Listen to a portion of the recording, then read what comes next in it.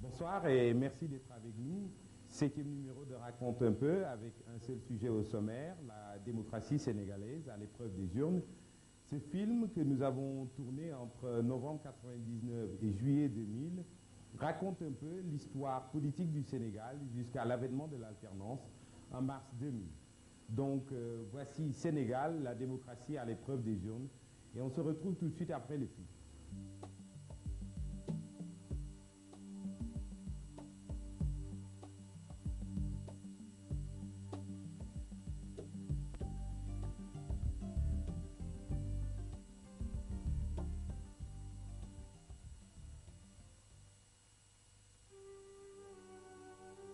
Avec une tradition pluraliste des plus anciennes en Afrique, les Sénégalais votent depuis 1895. C'est ainsi que successivement, Blaise Diagne, Galandou Diouf, Lamine Gueye et Léopold Sédar Senghor eurent à siéger au Palais Bourbon. Après le vote de la loi 4 en 1958, le Sénégal devient une république autonome au sein de la communauté française. C'est la marche vers l'indépendance. Après une éphémère fédération avec le Soudan, le Sénégal devient indépendant le 4 avril 1960 et adopte sa première constitution. Léopold Sédar Senghor, agrégé de grammaire, est élu premier président de la République avec Mamadou Dia comme président du Conseil, jouant ainsi le rôle de Premier ministre. L'Union progressiste sénégalaise, issue du bloc démocratique sénégalais, le Parti de la Renaissance africaine et le Bloc des masses sénégalaises animent la vie politique. Le Sénégal vit alors un régime parlementaire.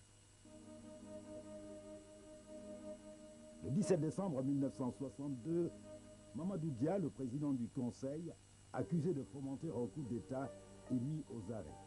Senghor devient le seul maître à bord. Suite à un référendum, il consolide son pouvoir en 1963 et le Sénégal entre dans l'ère du présidentialisme. L'UPS phagocyte les principaux partis d'opposition.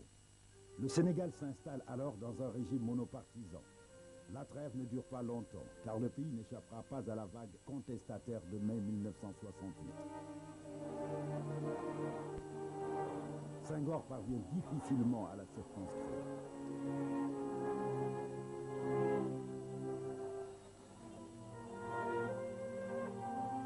En 1970, suite à une nouvelle réforme constitutionnelle, le poste de Premier ministre est créé. Il échoue à Abdou Diouf. Assailli par son opposition clandestine, le président Senghor met du bémol et autorise les courants de pensée. La vie politique s'enrichit de 4 nouveaux partis que sont le RND nationaliste, le PAI marxiste, le MRS républicain et le PDS de Maître Abdoulaye Wade, positionné libéral. En 1978, pour la première fois en Afrique, un président ira aux élections avec un challenger. Comme on devait s'y attendre, le président Senghor est élu avec 82% du suffrage. Aux législatives, son parti gagne la majorité des sièges et en concède 18 sur 100 au Parti démocratique sénégalais.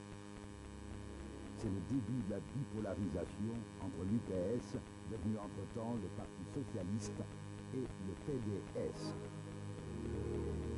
Senghor, lui, pense déjà à sa sortie et des rumeurs persistantes désignent Abdou Diouf comme son successeur.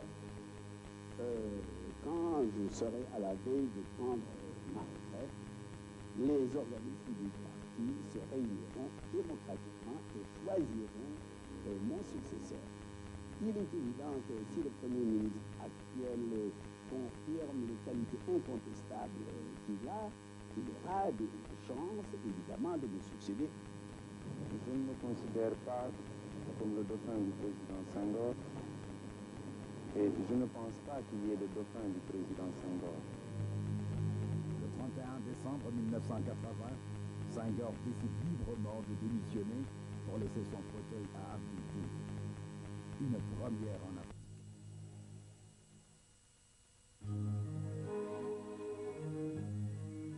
Abdou Diouf va poser des actes majeurs en décidant surtout de permettre le multipartisme intégral. De 4, le nombre de partis politiques passe à 18.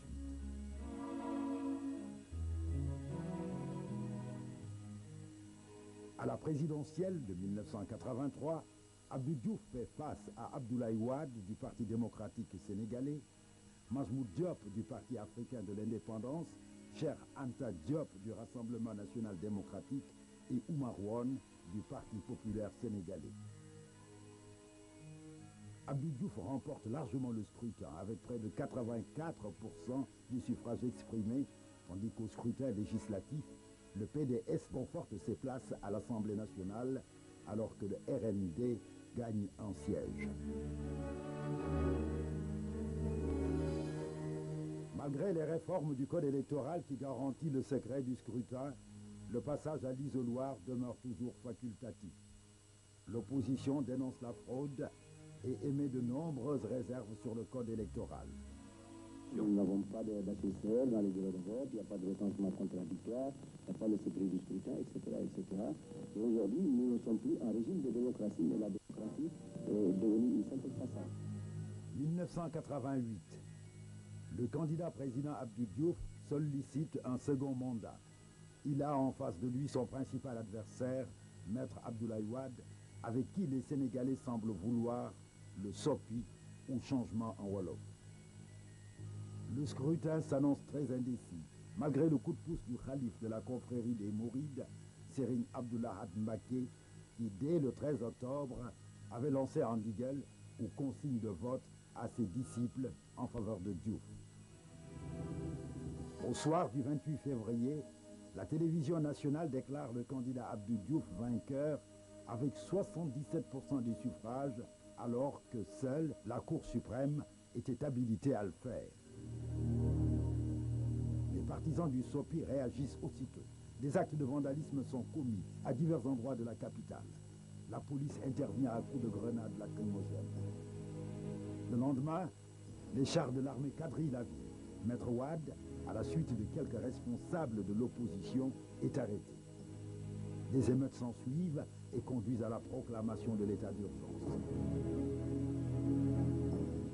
Contesté, Diouf doit gouverner autrement. Après maintes tractations, l'opposition accepte la main tendue du président Diouf. En 1991, suite à l'entrée au gouvernement du PDS et du Parti de l'indépendance et du travail de Ahmad Dansokho, la classe politique s'accorde sur un consensus et adopte plusieurs amendements au code électoral. Alors que la rébellion s'active davantage en Casamance, on s'achemine vers l'élection présidentielle de 1993.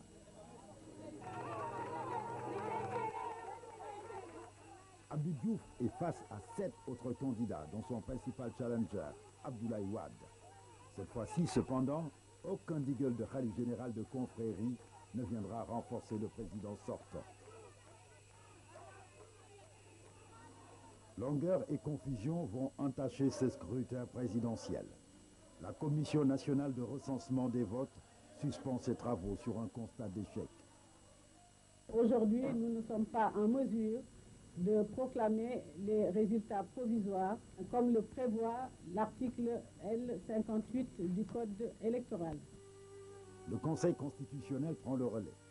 Son président d'alors, le juge Kéba Mbaye, démissionne alors que le pays entier attend avec impatience la proclamation des résultats. Contre toute attente, Abdou Diouf nomme un nouveau président du Conseil constitutionnel en la personne de Youssou Ndiaye, qui déclare Diouf élu dès le premier tour, 3 semaines après le scrutin. Abdou Diouf perd un peu de sa légitimité. Mis devant le fait accompli, Maître Wade et les autres membres de l'opposition préparent les élections législatives du 9 mai 1993. La participation frise 40%. Le Parti socialiste perd des sièges au profit de l'opposition. La période post-électorale est cependant marquée par l'assassinat le 15 mai 1993 de Maître Babacar Seye, vice-président du Conseil constitutionnel. Le Sénégal est consterné. Maître Abdoulaye Wade et des membres de son parti sont suspectés. Ils seront arrêtés avant d'être blanchis par la justice. Le 2 juin 1993, un gouvernement de majorité présidentielle élargie est formé, avec, dans l'attelage gouvernemental, Ahmad Dansokho du PIT et Abdoulaye Bathily de la Ligue démocratique, mouvement pour le Parti du travail. C'était important de pouvoir montrer aux Sénégalaises et aux Sénégalais que les partis politiques qui étaient dans l'opposition étaient capables de mieux gérer le pays. Et je crois que cela a beaucoup contribué à faire tomber le mythe du PS comme étant le seul parti capable de gérer le Sénégal. Le 12 janvier 1994, le Sénégal, à l'instar des pays de la zone franc, subit la dévaluation du franc CFA.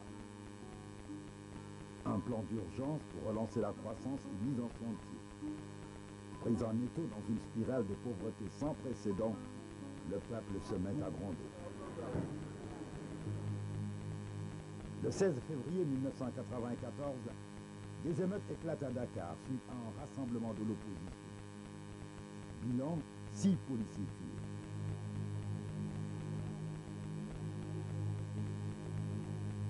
Abdoulaye Wade, Landing Savané, secrétaire général de Handicap, ainsi que Moustapha Sy, le responsable du mouvement religieux Moustaphidiine, sont incarcérés. Le Sénégal est au bord de l'embrasement, mais Abdou Diouf joue alors la carte de la décrispation.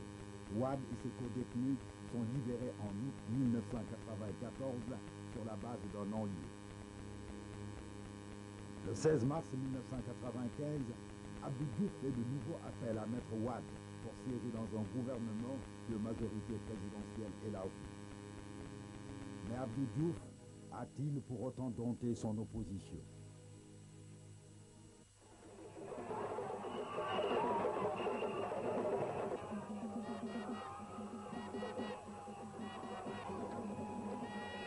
Le 30 mars 1996, le Parti socialiste organise un congrès dit de la refondation, au bout duquel Ousmane Tanor Dieng est parachuté à la tête du parti comme premier secrétaire. Pour certains barons du PS, les résolutions de ce congrès sont simplement inacceptables. Je voudrais seulement dire qu'il est resté célèbre parce qu'il reste dans la mémoire des Sénégalais comme le congrès sans débat du PS. Donc je ne veux pas entrer dans les détails. Il n'y a pas eu de débat. Les conclusions étaient arrêtées depuis plusieurs mois. 24 novembre 1996, élections municipales et locales. À cause d'une mauvaise organisation et de nombreuses irrégularités, une partie du scrutin sera reprise. L'opposition sénégalaise se réunit autour d'un pôle appelé Collectif des 19 pour exiger la mise en place d'une commission électorale nationale indépendante. Le président Abdou Diouf finira par opter pour un observatoire indépendant chargé de superviser et de contrôler le processus électoral. L'ONEL.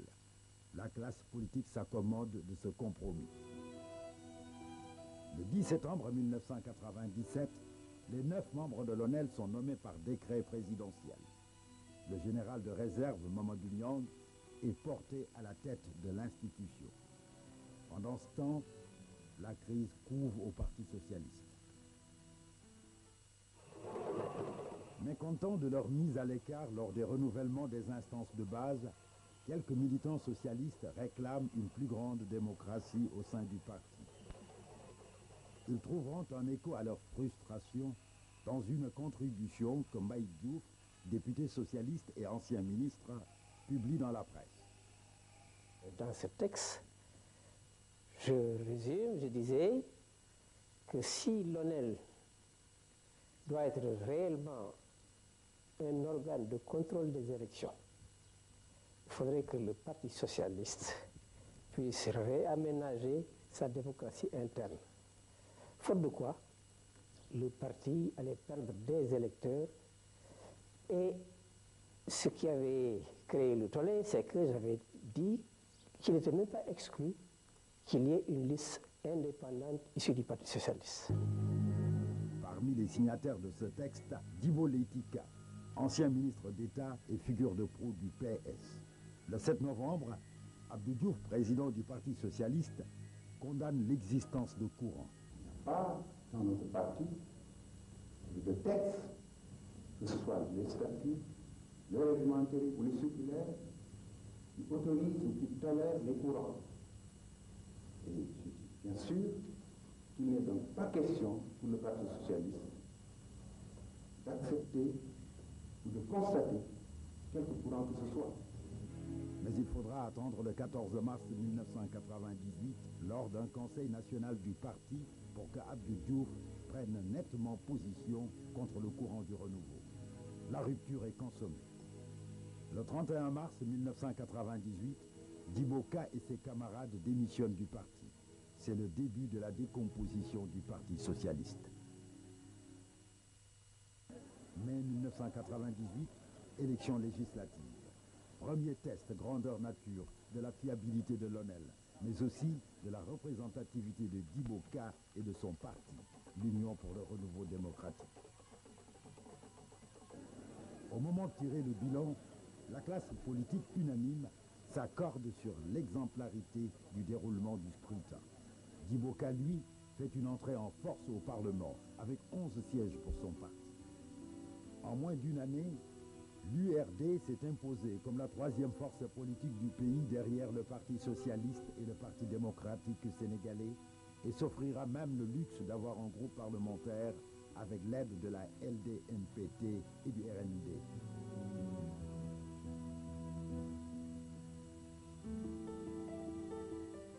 À l'hémicycle, une recomposition du paysage politique devient incontournable.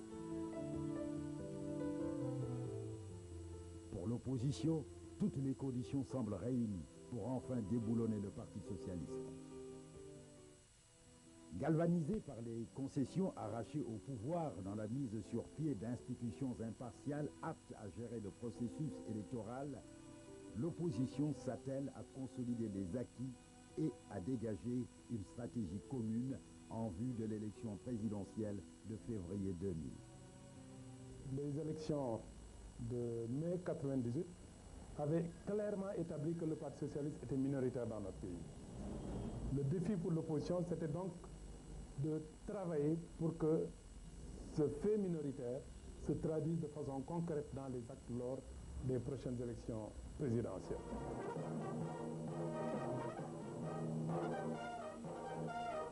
Convaincu de l'adhésion de la majorité des Sénégalais au changement, l'opposition adopte une nouvelle stratégie. Discréditer Diouf et son système aux yeux des alliés traditionnels du Sénégal, en premier lieu la France. Octobre 1998, devant le Palais Bourbon, une foule de manifestants, avec à leur tête les ténors de l'opposition sénégalaise, dénoncent la cuisine parlementaire du Parti socialiste. En allant à Paris pour y porter le message de l'opposition, nous portions atteinte à un mythe, le mythe d'un Sénégal, pays modèle de la démocratie, dans lequel tout marche, tout baigne dans le vide. Cela a permis à la classe politique française, aux dirigeants notamment, de mieux connaître le leader politique sénégalais et de relativiser le soutien inconditionnel que jusqu'à présent il portait à son régime. Abdou Diouf en a été profondément choqué parce que c'était le journal où il devait passer à l'Assemblée pour présenter son fameux discours. Et tout le monde se souvient encore de la réaction qu'il a eue quand il est revenu. J'ai trouvé ça ridicule.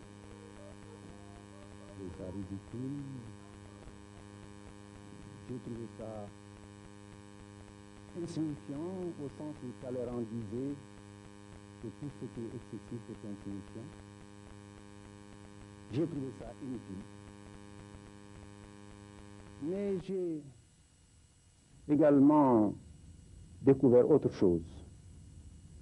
Je n'avais jamais pensé que j'ai suscité autant de haine de la part de ces leaders de l'opposition. À l'échelle nationale, les élections sénatoriales pointent à l'horizon. Décriées, elles auront tout de même lieu le 24 janvier 1999. Cependant, une partie de l'opposition refusera d'y prendre part.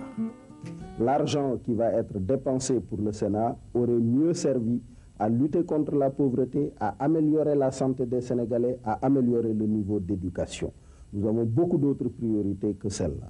En second lieu, le Parti socialiste a procédé à des manipulations honteuses du code électoral pour s'accaparer de la totalité des sièges du Sénat de manière à satisfaire la demande de sa clientèle politique. Je pense que nous donnons à notre participation, c'est malgré tout d'être au Sénat pour être les yeux et les oreilles du peuple sénégalais. Dès le départ, notre opinion était que toute l'opposition puisse aller ensemble, non pas pour battre encore une fois le Parti socialiste, mais pour donner un message fort aux Sénégalais sur sa volonté d'aller ensemble en l'an 2000 pour réaliser l'alternance.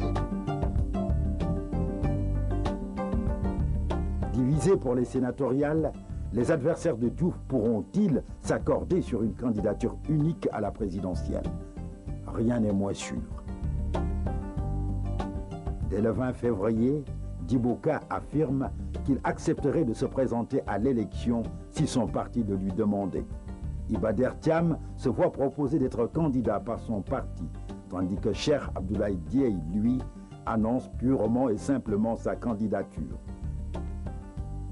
Néanmoins, une réunion de la dernière chance se tient au domicile de Maître Abdoulaye Wade, absent depuis plusieurs mois du pays. Après 2 heures de conciliabule, aucune solution n'est trouvée. La réunion n'a pas donné des résultats simplement parce qu'il y en a qui étaient convaincus qu'ils pouvaient gagner. Nous avons proposé à M. Djiboka que Abdoulaye Wade soit le candidat de l'opposition au présidentiel et que dans ce ticket-là, il puisse devenir le Premier ministre de la coalition victorieuse. Eh bien, il m'a répondu que lui, il peut battre Abdou Diouf, il peut battre Abdoulaye Wade et que nécessairement, c'est lui qui va sortir donc victorieux. Le professeur Iba Der Thiam m'a donné d'autres arguments, à savoir que selon lui, historiquement, c'est la dispersion des candidatures qui pourra permettre de battre le candidat du Parti socialiste, puisque chacun va engranger le maximum au niveau de son électorat et cela va affaiblir l'électorat du Parti socialiste. Alors, ce sont ces arguments contraires qui ont amené à la désunion. Le Parti socialiste qui, dès le début, avait prédit l'impossibilité d'une candidature unique de l'opposition pavoise et affiche ses ambitions. Son candidat ne ferait pas moins de 60% des suffrages et passerait ainsi dès le premier tour.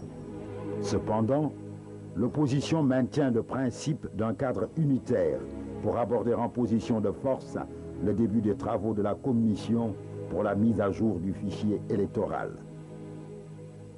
Le 24 avril 1999, la coalition Alternance 2000, forte de 6 partis, entre autres le PDS, AJ, l'ALD, le PIT, voit le jour pour soutenir la candidature de Maître Wade.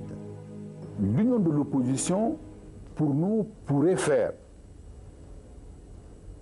créer dans le pays une dynamique nouvelle. Beaucoup de Sénégalaises et de Sénégalais ne croyaient plus aux élections. Depuis des années, à force d'être allés aux élections, d'être battus régulièrement, les gens disent ça ne sert à rien, la carte électorale. Nous avons dit, pour créer l'espoir, ces centaines de milliers de Sénégalaises et de Sénégalais, il faut créer un déclic. Le déclic, c'est l'union autour d'un candidat. Le 29 avril, Abdou Diouf nomme un nouveau président de l'ONEL, le général Amadou Abdoulaye Dieng. Aussitôt après, Djiboka révèle que le général Dieng a appartenu à un mouvement de soutien au candidat Abdou Diouf dénommé Horizon 2000. L'opposition crie au scandale et exige la démission du général. Si les partis d'opposition s'adressent à moi, ils s'adressent à la mauvaise porte. S'ils ont des raisons de se plaindre, ils n'ont qu'à aller devant la justice. L'opposition prend le président au mot. Djiboka introduit un recours au Conseil d'État pour annuler le décret nommant le général Dieng. Un fait majeur vient cependant à introduire une nouvelle donne.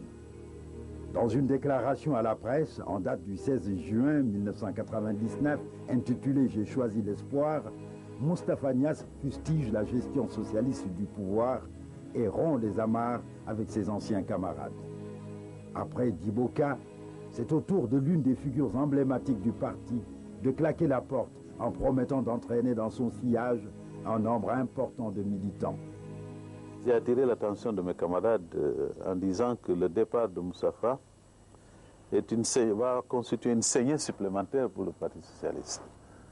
Je n'ai pas été tout à fait suivi ni entendu, mais ma conviction était que le départ de personnalités aussi importantes que Moustapha Niasse et Djiboka ne pouvait pas ne pas avoir des conséquences sur le fonctionnement du Parti socialiste. Secoué par les querelles intestines, le pouvoir socialiste doit aussi gérer un front social en ébullition. Les 28 et 29 juin 1999, une grève générale est décrétée par les différents syndicats de travailleurs. Elle est largement suivie, à l'exception de la CNTS, Confédération syndicale affiliée au Parti socialiste. L'opposition s'engouffre dans la brèche ainsi ouverte par les syndicats et organise le 30 juin une marche pour la démission du général Dieng, président de l'ONEL, une marche sévèrement réprimée par les forces de l'ordre. Le 18 juillet, à 24 heures du verdict du Conseil d'État, le général Dieng jette l'éponge. J'ai pris la décision depuis ce matin à 12 heures, après concertation avec mes parents, avec ma famille, ma femme, mes enfants, et avec un ami, un frère d'armes, de démissionner de mon poste de président de l'Observatoire national des élections. Je le fais sans aucun regret et je crois que cela servira, n'est-ce pas, à la démocratie sénégalaise. Quelques heures plus tard, le président Abdou Diouf remplace le général Dieng par Luis Pereira de Carvalho, magistrat de son État. L'opposition, encore une fois, vient de marquer un point important dans le bras de fer qui l'oppose à Diouf. Démarrée depuis mai 1999, la campagne d'inscription sur les listes électorales tarde à drainer les foules. La société civile décide de s'impliquer à fond dans la sensibilisation. Affiches, banderoles, spots télévisés, mais surtout une caravane qui a sillonné tout le pays. Nous avons cru pouvoir faire des résultats à partir de la combinaison de deux volets, un volet médiatique et un volet de proximité. Voilà donc ce qui nous a amené un peu à nous impliquer pour, premièrement, inciter les personnes à s'inscrire massivement sur les listes électorales pour un vote représentatif qui crédibilisera nos institutions, qui crédibilisera les dirigeants du pays et qui participera donc au renforcement de l'état de droit.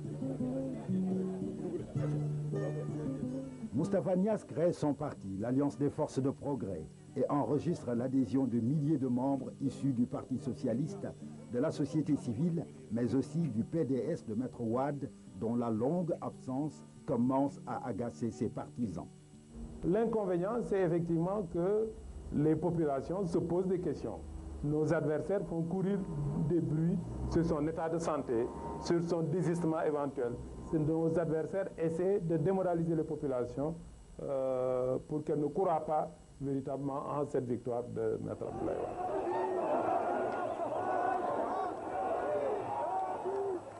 Le 27 octobre 1999, après plus de 12 mois d'absence, Maître Wade retourne au Sénégal.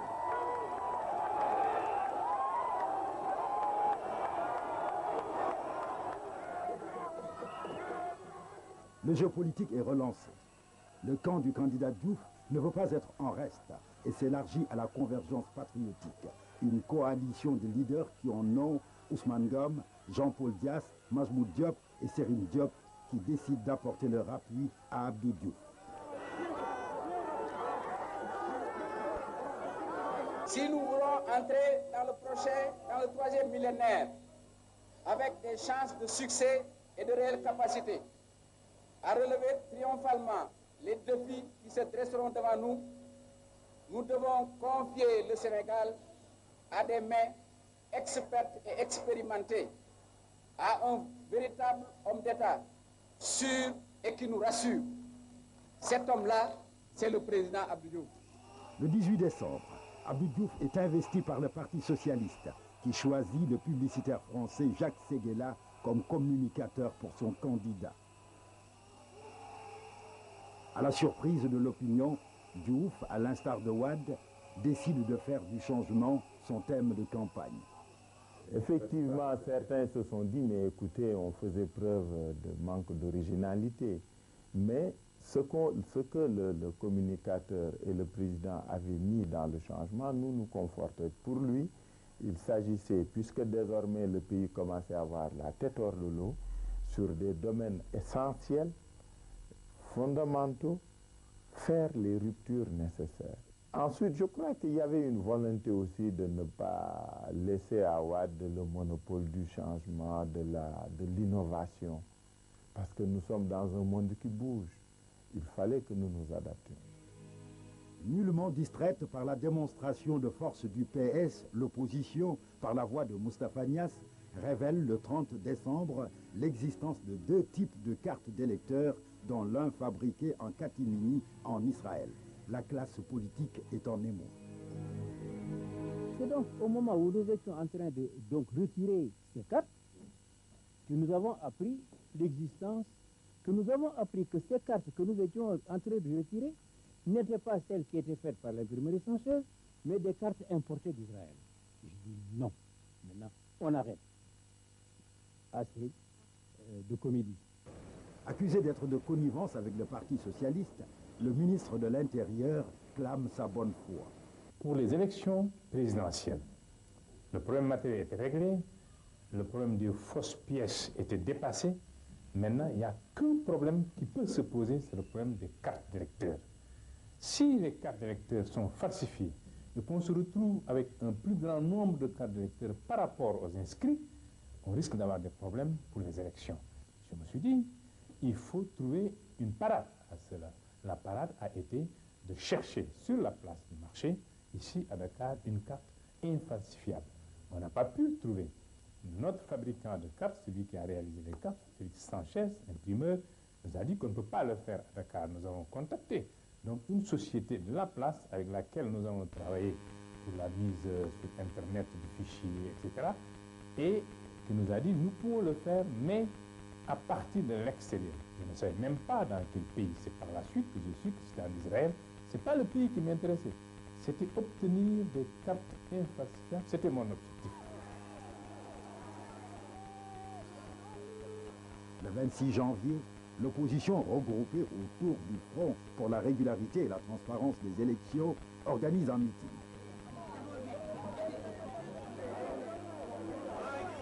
Une marche est annoncée pour le 2 février afin d'exiger l'audit du fichier électoral et la démission du général Cissé.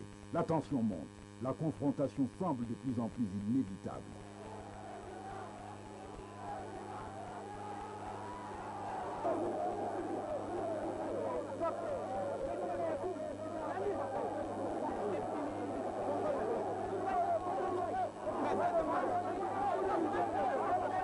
Le lendemain, le président Abdou Diouf joue la carte de l'apaisement.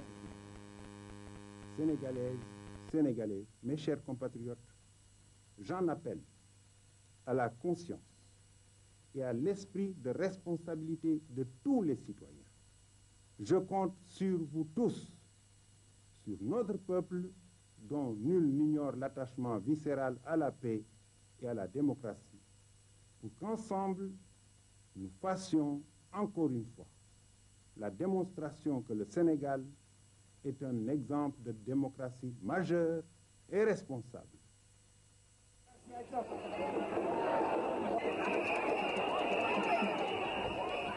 Dimanche 6 février 2000, début de la campagne électorale. La compétition met en lice 8 candidats.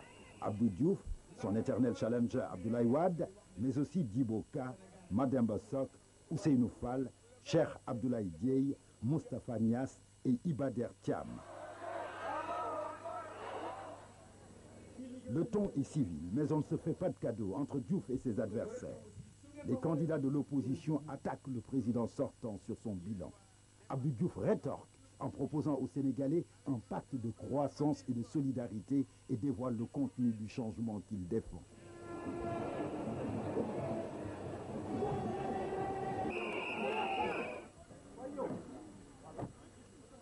Contrairement au meeting classique de ses adversaires, le candidat de la CA 2000, Abdoulaye Wade, inaugure un nouveau concept, la marche bleue.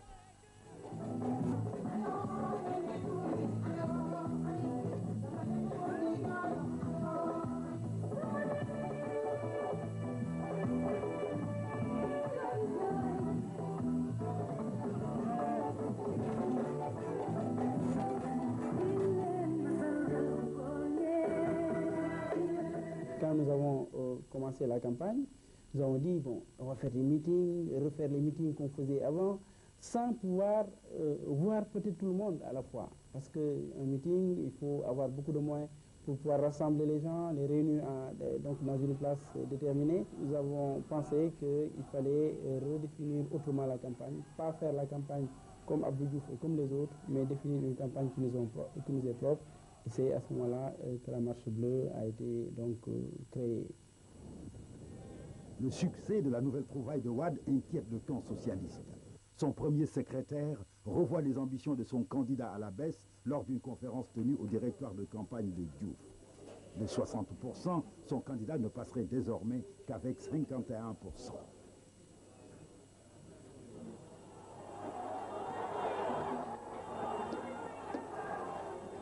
Le 15 février, accrochage à Saint-Louis entre partisans de Wade et de Diouf. Une semaine plus tard, le même scénario se reproduit à Thiès. Les esprits s'échauffent.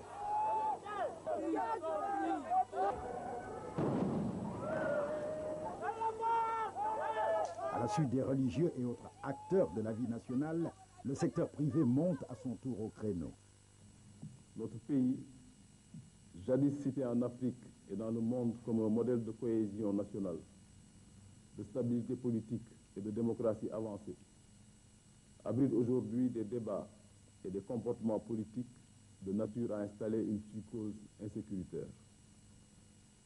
Mesurant les risques graves pouvant découler de cette situation, le mouvement patronal, dans toutes ses composantes, invite les acteurs du jeu politique à respecter les règles de la démocratie pour permettre une expression libre du suffrage afin que notre pays, le Sénégal, gagne en sortant renforcé de cette compétition. La sempiternelle revendication de l'opposition portant sur l'audit du fichier électoral est enfin satisfaite. La commission ad hoc, constituée à cet effet, remet ses conclusions au ministre de l'Intérieur à 48 heures du scrutin.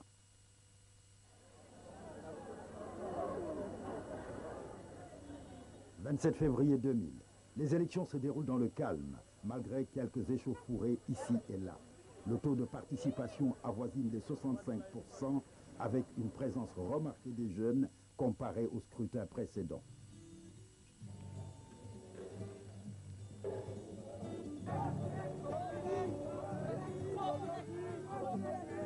Dans la soirée, les premières tendances se dessinent à travers le téléphone cellulaire des correspondants des radios privées qui suivent minute par minute les résultats du dépouillement dans les bureaux de vote éparpillés aux 4 coins du pays. Les radios ont développé un trésor d'imagination pour placer des reporters un peu partout à travers le pays, pour traquer toutes les pratiques qui n'allaient pas dans le sens d'une élection transparente et pour rendre compte immédiatement de ce qui s'est passé. Au finish, Diouf est annoncé en tête, mais tout semble concourir à la tenue d'un deuxième tour, lourd de risques pour le président sortant. Le président Abdou Diouf n'a pas pu faire avoir la majorité absolue au premier tour. D'ores et déjà, nous sommes en train de nous organiser pour assurer sa réélection dès le second tour. Un mythe vient de tomber. Abdou Diouf est, pour la première fois, mis en ballottage. Les socialistes accusent le coup et cherchent à situer les responsabilités de cet échec historique. Maïjak Diop, député du Parti socialiste et militant de la première heure, exige la démission de Tanor, mais surtout suggère au candidat Diouf de se retirer pour éviter l'humiliation d'une défaite. À la réunion du bureau politique du Parti socialiste, les militants étalent leur déception au grand jour et réclament des têtes. Sur la place publique, les supputations vont bon train sur un possible désistement de Abdou Diouf au profit de Moustapha Niasse, arrivé troisième. Pendant ce temps, les camps des deux candidats arrivés en tête cherchent à affiner leur stratégie en vue du second tour. Nous avons effectivement 8 à 9 points à compenser et nous allons travailler à cela. Comment le Parti socialiste et son candidat comptent-ils le faire?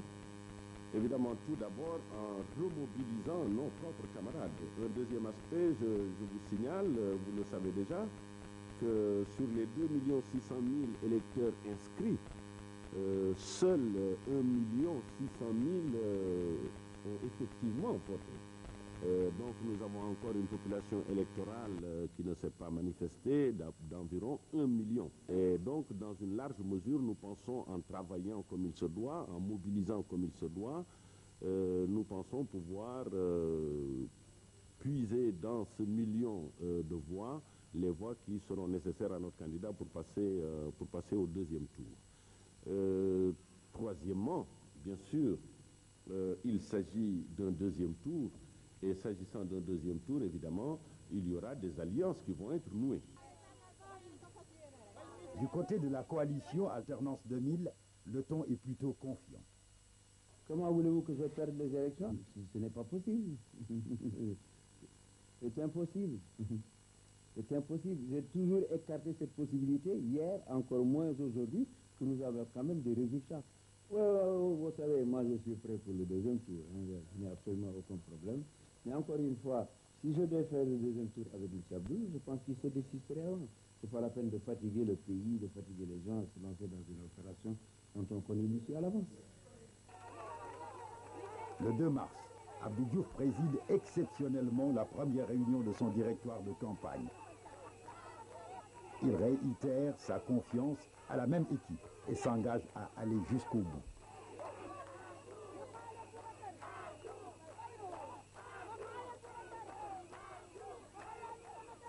En coulisses, les tractations se font de plus belle. Niasse annonce la couleur en apportant son soutien irrévocable à Abdoulaye Wade. Au-delà de l'organisation formelle des groupes, il y a eu un état d'esprit, un idéal, fondé et soutenu par un commun choix pour le changement à la tête de ce pays et pour la fin définitive du système politique et du régime qu'incarne le président Abdou Diouf et son équipe. Ne pouvant compter sur Niasse, Abdou Diouf se tourne alors vers Djiboka, à qui il demande de venir le rencontrer au palais. Euphorique, Djiboka quitte le palais pour annoncer aux Sénégalais qu'il vient tout simplement de demander à Diouf de quitter le pouvoir. J'ai dit à Diouf que je lui demandais de se désister, de renoncer à aller au deuxième tour, pour des raisons de sécurité, parce que je savais que le pays était à une situation telle qu'une victoire de Diouf pouvait déboucher sur une catastrophe, comme au Pérou. Et comme moi je ne cours pas après les honneurs, malgré ce qu'il m'a proposé, j'en étais conscient et je le lui ai dit. Le lendemain, 3 mars, Djiboka et Abdoulaye Wade délèguent un comité de plénipotentiaires de leurs partis respectifs pour dresser les contours d'une alliance future. Les candidats Mademba Sock, Ousseynou Fall, Ibader Thiam et Cheikh Abdoulaye Dièye, eux, ne se font pas prier pour accorder leur soutien à Wade. Le 7 mars, le Front pour l'alternance voit le jour. Tous les candidats malheureux du premier tour sont présents à la conférence de presse, à l'exception notable de Djiboka. Le lendemain, le directeur de campagne de Djiboka déclare à la presse que son parti a donné mandat à son candidat pour discuter et avec Diouf et avec Wade.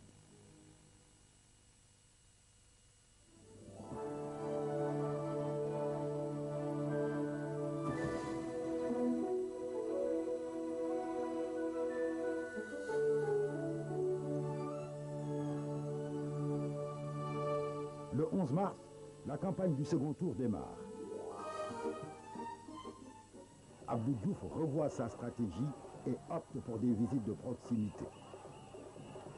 Désormais convaincu du haut degré de l'aspiration au changement exprimé par le peuple, le président candidat, fait nouveau, s'engage à changer d'homme.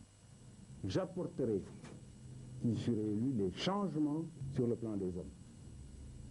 Je les apporterai parce que pour faire les changements profonds et accélérés que j'entends conduire dans le pays, j'ai besoin d'une équipe extrêmement dynamique, compétente, patriotique et fiable.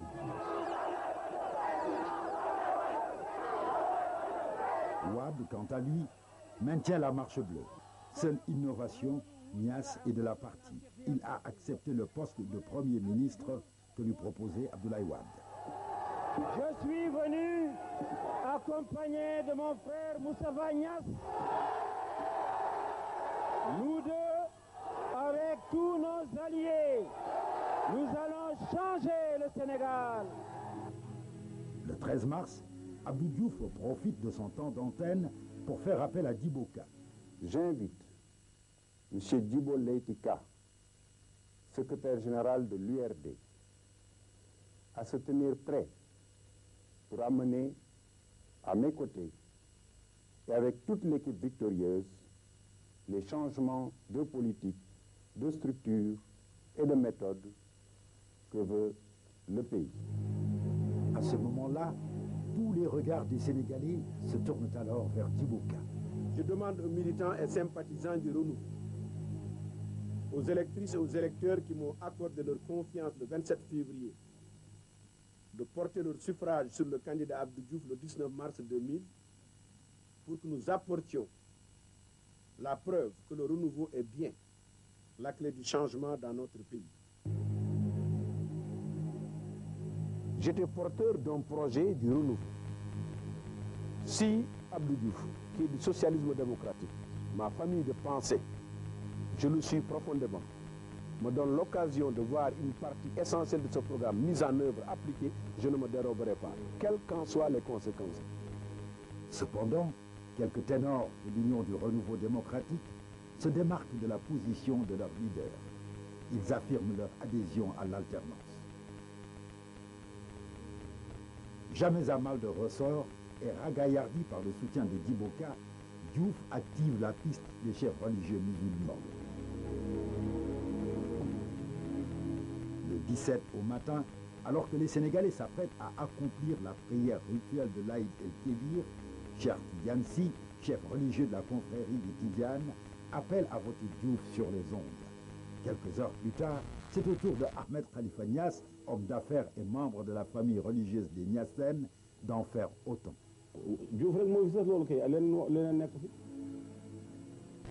Confiant, Diouf appelle Wade à s'engager, comme lui, à reconnaître le verdict des urnes, quel qu'il soit. Mais pour Wade, il en est tout simplement hors de question. Le Parti socialiste et M. Abdou Diouf érigent aujourd'hui des barrières pour que les citoyens puissent retirer leur carte et aller voter. Alors tout cela donc exige de la part de M. Diouf des garanties qui ne va pas sortir encore quelque chose pour confisquer le pouvoir. Et je pense personnellement qu'il inventera quelque chose au bout du compte, parce que je m'attends à ce qu'il fasse comme il avait fait auparavant. En tout état de cause, je voudrais simplement dire que s'il veut un chèque en blanc à l'avance pour ce qu'il va faire des élections, je ne le ferai pas. La paix publique post-électorale ne dépend pas de moi. C'est dans cette atmosphère de tous les possibles que va se dérouler le scrutin du 19 mars. « 19 mars, jour J. Le scrutin se déroule normalement, mais au fur et à mesure que s'égrènent les heures, les Sénégalais retiennent leur souffle. 18h30, les premières tendances font état d'une nette avance de Maître Wade sur Abdou Diouf. Nous sommes au centre Mamour Diop, bureau numéro 3, sur 494 inscrits, 287 ont voté, ont obtenu Abdoulaye Wade 240, Abdou Diouf 47. 20h30. La marche bleue s'est muée en raz-de-marée. Les partisans de Wade convergent vers son domicile pour communier avec lui.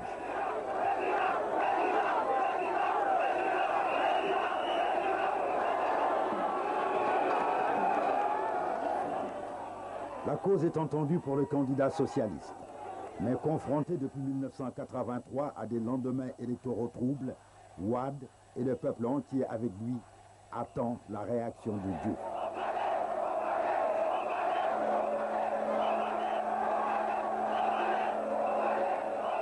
La nuit sera longue.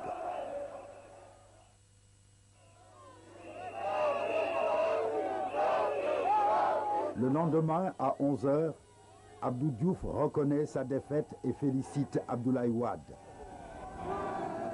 Un tel dénouement inespéré libère les Sénégalais.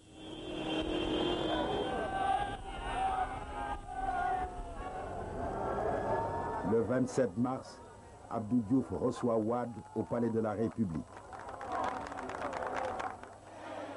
Le 1er avril, Abdoulaye Wade prête serment.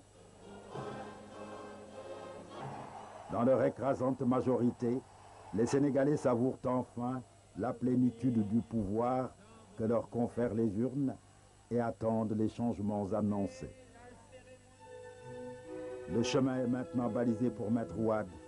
26 années de lutte trouvent enfin leur épilogue pour cet homme de 74 ans. Pour le Sénégal, c'est le début d'une ère nouvelle.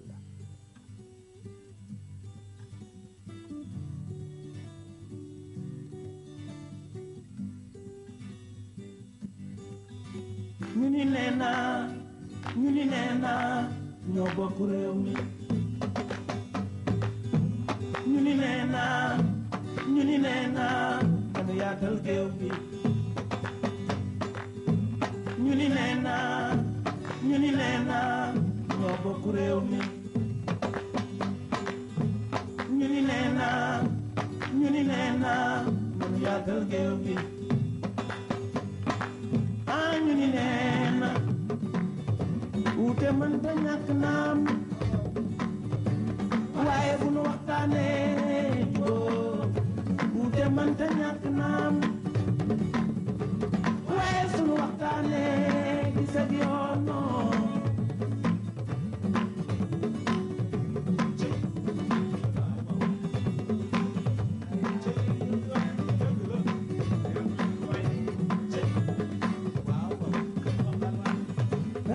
gaal gi teer fu baax te du moo gën ñi doon te joow fexe leen réew mi teer fu baax géej gaa ngi nii dafa sambarax. Merci d'être resté avec nous ce soir. Rendez-vous dans 15 jours. Nous vous proposerons un portrait de Pape Diop, maire de Dakar et président de l'Assemblée nationale. Nous l'avons suivi pendant 5 jours, partout, pour voir un peu comment il travaillait, qu'est-ce qu'il faisait et qui il était. Donc c'est dans 15 jours. D'ici là, vous pouvez nous joindre au 824 38 31 ou au 628 19 01. Merci. Bonsoir.